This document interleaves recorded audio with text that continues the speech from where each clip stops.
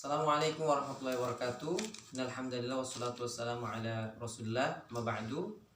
Para santri yang dimuliakan Allah, alhamdulillah pada kesempatan ini kita berjumpa kembali untuk melanjutkan pembelajaran materi qawaid, materi nahwu. Sebagai muqaddimah, Ustaz ingin menyampaikan sebuah perkataan yang mudah-mudahan perkataan ulama besar Imam Syafi'i ini bisa menambah semangat kalian di dalam belajar ilmu qawaid. Apa bunyinya? Man tabahhara fin nahwi ihtada ila kullil ulum. Barang siapa yang mendalami ilmu nahwi, ilmu qawaid, niscaya dia akan diberikan kemudahan di dalam mempelajari ilmu-ilmu agama yang lainnya. Oke. Jadi dasar untuk mempelajari ilmu agama ada di mana? Ada di ilmu ini. Maka bagi kalian yang kemarin masih merasa kesulitan, masih mendapat kendala, susah memahami, sabar, karena tabiat dari proses belajar memang tidak lepas dari namanya kesulitan. Tapi yakinlah bahwa setelah kesusahan pasti ada kemudahan. Dengan catatan harus ada usaha serius, ada keinginan yang kuat untuk memahami materi yang belum kalian pahami. Nah,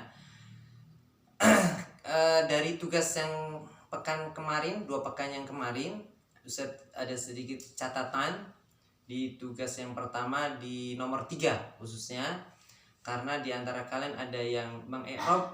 Menurut Ustaz, i'rab tersebut kalau tidak diperbaiki atau dievaluasi, khawatir ini menjadi sebuah pemahaman yang akan terus kalian bawa. Apa bunyi catatan yang kemarin Ustaz dapatkan adalah di kalimat ketiga yang punya ya'kulu hasanun ta'ama fil mat'ami. Ini al-fi'lul mudhari' marfu'un bidhammah. Nah, saat mengi'rab bagian ini ada yang mengatakan hasanun ismun fa'ilun atau ismu fa'ilin marfu'un titik. Nah, kalau nggak diluruskan khawatir bahwa yang namanya fa'il itu harus diambil dari ismul fa'il. Bukan.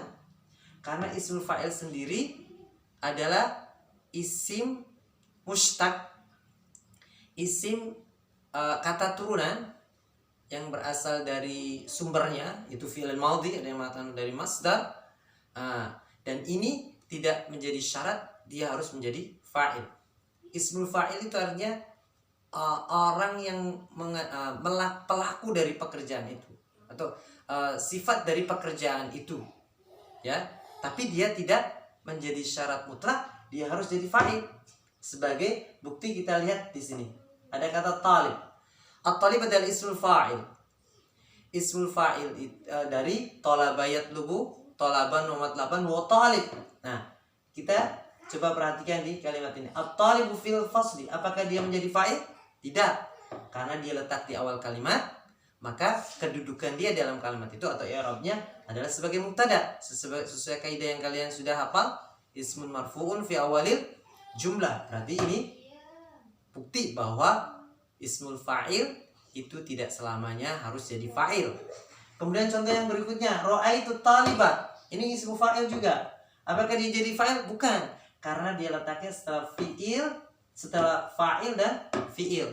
Maka i'rabnya dia sebagai maf'ulun bihi. Yang terakhir, dhahabtu ma'al talib. Apakah dia jadi fa'il? Tidak. Justru jadi ismul majrur karena setelah ma'a. Nah, dari sini mudah-mudahan kalian sudah memahami bahwa tidak selamanya ismul fa'il itu harus jadi fa'il. Jadi yang jadi fa'il itu isim apapun, ketika dia terletak setelah fi'il maka dia itu fa'il. Sesuai kaidahnya, ismun marfu'un atau ismun ya'ti ba'dal fi'li wa huwa alladhi dalla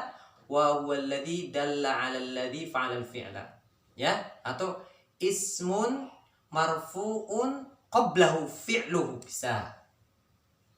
Wa qama bi fi'lihi. Itu juga bisa. Oke. Ini catatan yang pertama. Jadi tidak fa'il itu tidak harus diambil dari ismul fa'il, dari isim apapun. Kalau dia terkait dengan pekerjaan kata kerja itu, maka dia layak dikatakan menjadi fa'il. Kemudian catatan yang kedua adalah saat mensyakali ada sedikit ada sedikit sedikit kekhawatiran kalau nggak disampaikan ini bakal berkelanjutan, bakal keterusan. Maka Ustaz sengaja di pertemuan sekarang ini dievaluasi dulu biar nggak terulang. Di kata yang ini, banyak yang memberikan harokat yusolli, ada yang yusolla.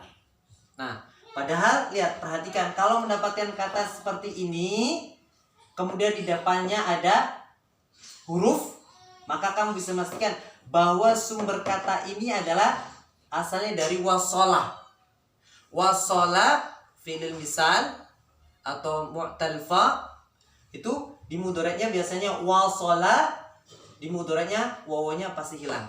Yasilu, bukan yusolli. Tapi kalau yusolli, apalagi ini lihat, sebelum kata kerja ini tidak ada huruf jazm, ya kan? Maka di sini pastikan marfu, karena ismun marfuun ismun marfuun li'annahu lam yataqaddam atau lam yasbikhu adatun min adawatin nasbi awil jazmi, itu biasanya marfu. Berarti ini tidak mungkin dibaca yusolli.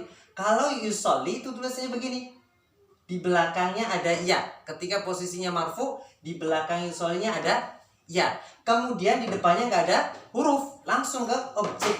Atau misalnya kalau di sini ada fa'il yang dhahir, ya yusolli Muhammad. Kemudian setelah fa'ilnya langsung ke objek. Nah, itu mereka. Tapi kalau istilahnya ada kata yusolli seperti ini, biasanya sebelumnya ada huruf jazm atau huruf nahi, fi'lun nahi atau la nahiyah. Nah, maka di sini tulisannya begini, yusolli, ya-nya hilang, adalah karena sebagai tanda jazmnya fi'il mu'tal yang majzum. Nah, jadi lam yusolli al maghriba. Jadi untuk membedakan kapan harus dibaca yusolli, kapan dibaca yasilu, perhatikan setelah kata kerja itu, apakah ada ilah atau tidak. Kalau ada ilah, yakinlah bahwa itu kata kerja yang dimaksud adalah yasilu. Kalau di sini yusolli, ilah juga secara makna rancu, tapi tepatnya akan diterjemahkan atau dimaknai kalau yasilu tiban. Ya, oke, ke sekolah, tiba di sekolah dan sebagainya. Kalau yang dimaksud sholat, biasanya di belakangnya ada ya-nya kalau dalam posisi rafu'.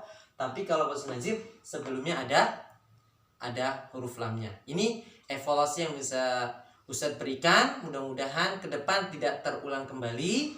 Kalian sudah sekarang diberitahu, sudah diperbaiki. Ketika mendapatkan kata seperti ini, kalian sudah refleks, sudah paham bahwa yang di sini yang dimaksud adalah kata yang sebelumnya asalnya dari wasola yasilu, bukan sholla yusolli. Demikian evaluasinya. Setelah ini kita akan masuki materi baru. Mudah-mudahan menambah pemahaman dan menguatkan kembali pemahaman kalian terkait pelajaran qawaid dengan kuatnya, dengan pemahaman yang baik. Mudah-mudahan kalian tambah hari, tambah memberi, mantap untuk mempelajari, mendalami ilmu-ilmu yang lainnya. Oke, assalamualaikum warahmatullahi wabarakatuh.